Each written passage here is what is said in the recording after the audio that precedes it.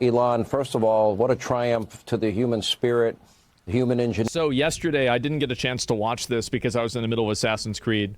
But yesterday, we had the people from Splashdown right here from the International Space Station. And Splashdown, Crew 9, back on Earth.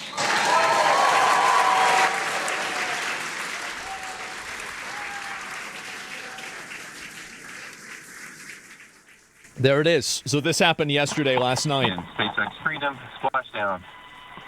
Good main release. Copy Splashdown. We see main chutes cut. Nick, Alex, Butch, Sunny, on behalf of SpaceX, welcome home. That is crazy. Yeah, why does it look like AI? It does look artificial in a little bit, doesn't it? Yeah, I kind of felt the same way, actually looking at it for the first time. But anyway, so yes, that happened yesterday, last night. Elon, first of all, what a triumph to the human spirit, human ingenuity, engineering. First of all, on behalf of, I know many people in this audience, thank you for what you did for those astronauts today. How were you feeling, throughout the day? Huge W. I mean, I Massive know I W. felt butterflies in my stomach, and I rarely feel them. Well, I'm actually usually a little nervous about these returns because there's always some risk that something could go wrong. But thanks to the excellent work of the SpaceX team working with NASA, the astronauts are now safely home. And so congratulations to the SpaceX and NASA teams on excellent work. And a huge note of appreciation to President Trump for prioritizing and expediting their return. You have been the chief engineer of SpaceX and remain the chief engineer of SpaceX. It is the first private company to ever make it to orbit. Walk us through the beginnings of that. It is not, it's something that nobody else has been able to accomplish. Well, it's quite a long story. And there are some books that have been written about it. But in the beginning, we didn't actually know anything about rockets. So our first 3 missions failed, actually, of our Falcon 1 rocket. And we almost ran out of money and just barely made it with the 4th launch. If the 4th launch of Falcon 1 had not succeeded, we would have failed as a company. So we just barely made it. So I have to say that I was not a very good chief engineer in the beginning, but I did learn over time. And I think we've gotten, at this point, to where the vehicle is very reliable. Yeah, I bet. We are going to be able to take astronauts to Mars. In fact, we want to take anyone who goes to Mars and ultimately build a self-sustaining civilization on Mars. That is the long-term goal of the company. That's going to be nuts. To make life multiplanetary. I mean, that is a very... That's a pretty big fucking goal, man. Like, that's crazy to even think about, right? Holy shit. Why does it look fake? Dude, I feel the exact same way. I do. Bold vision. How long do you think that might take It's because SpaceX it's actually flat. to be able to accomplish? I think we could do it in 20 to 30 years. So But really, in but our lifetime, I should say, if God blesses me with a longer life than I deserve, right? I could always hope. I would love to be able to see that. That would be amazing. 20 or 30 years. I happen to have a telescope, and I love to look at the stars in the sky and the planets, and I am amazed at the majesty of all of creation and the idea that we even look at the moon and we can go there and come back, or a space station, or you launching the hundreds of satellites you have. I want to ask you this question, if I may, and it's, every aspect of this rescue had challenges and danger. The launch, we start there.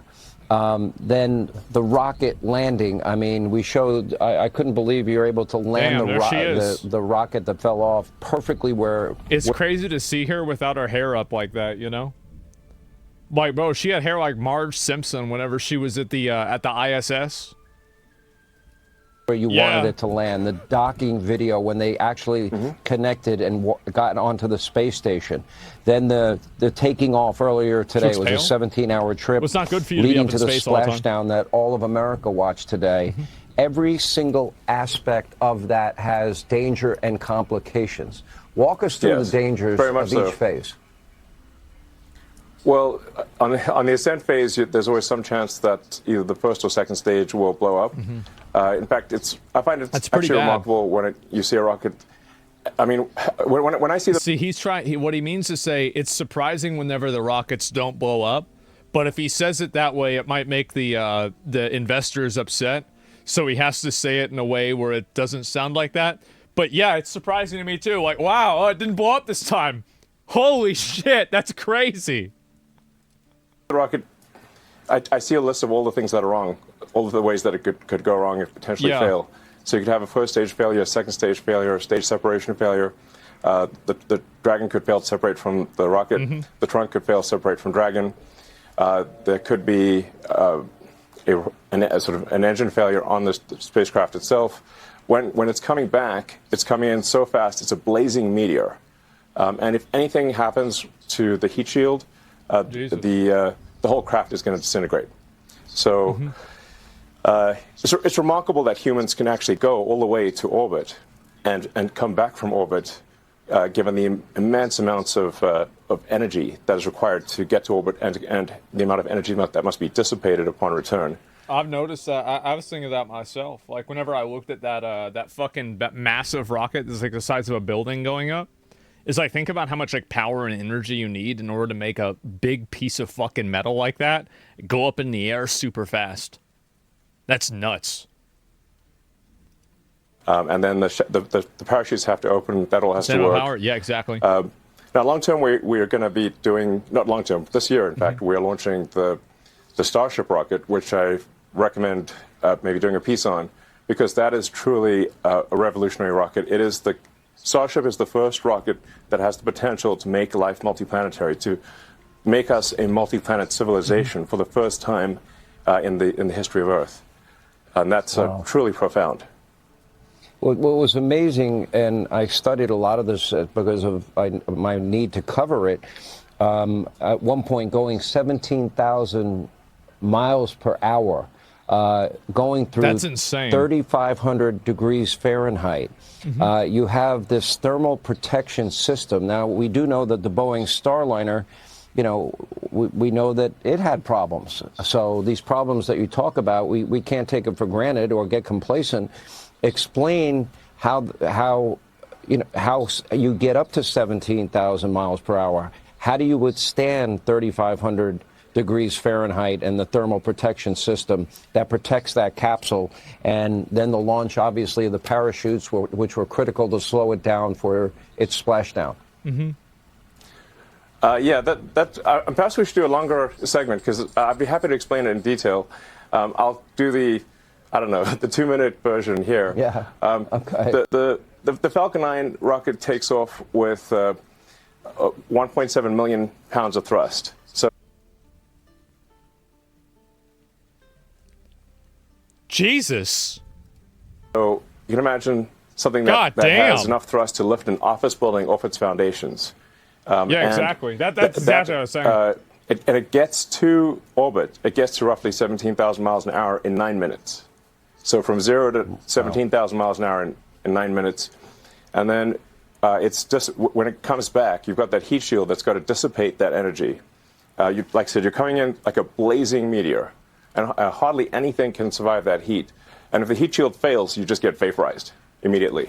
So it's we're really testing the very edge of human ability here, the very edge of material science. See, that's the reason why I wasn't that worried about going to space, because like heat shield fails, you're dead.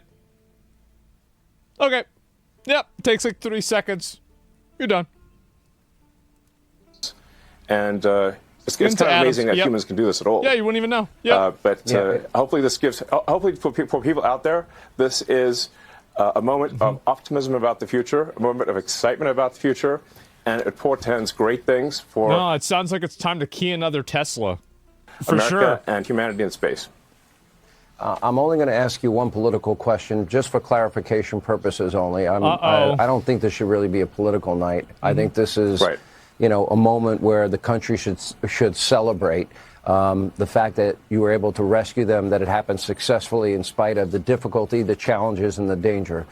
But I just want to clarify on the issue of whether or not you had offered to send this rocket to space to rescue these astronauts sooner to Joe Biden and Kamala Harris. I heard somebody earlier today say, in fact, that didn't happen when I believe it did. No, we definitely offered to return the astronauts earlier. There's no question about that. The astronauts were only supposed to be there for 8 days, and they've been there for almost 10 months. So obviously that doesn't make any sense. SpaceX could have brought the astronauts back after a few months at most, and we made that offer to the Biden administration. It was rejected for political reasons, and that's just a fact. Do I think they would be willing to reject it and put these astronauts in harm's way in order to have a higher probability of winning the election? Do I think they would do that? Yep. Yep, I think they'd do it. Now, he could be lying. And this could be not true. But I believe it. Yeah. You know, I followed this from the very beginning. Did America and the world make a mistake by slowing down, going to the moon and to other planets? Was that a mistake on our part? I mean, don't we have so many scientific and innovative breakthroughs every time we go? Well, I think we'll have tremendous breakthroughs if we go to Mars. Well, when we establish a city or a base and then a city on Mars. Yeah. Because we'll have to overcome so many challenges that it'll serve as a forcing function for the development of new technologies that will have tremendous benefits to people on Earth. Yeah. When, not if. Yeah, no, it's going to happen for sure. This should be investigated like a motherfucker. I love space, but 10 months on the ISS is insane. That's what they should do. And, like, if he really... That's a good point, because, like, if there's actually communication and they can prove that this happened, which they probably can't, let's be honest, they should be expressing this to everybody. Because the moment that, like, you know, yeah, we're going to leave the astronauts up there so we can not make somebody who's aligned against us look good, like, that is just totally fucking indefensible. So, yeah, the astronauts didn't care, though. I think they probably cared. Yeah, I bet they probably did care. Are you sure they didn't care? Like, I mean, who decided they didn't care? Who said that? Did you say that? I guess you were the one that decided that. Okay, there you go. Yeah, wow. All right. Well, what a great conversation.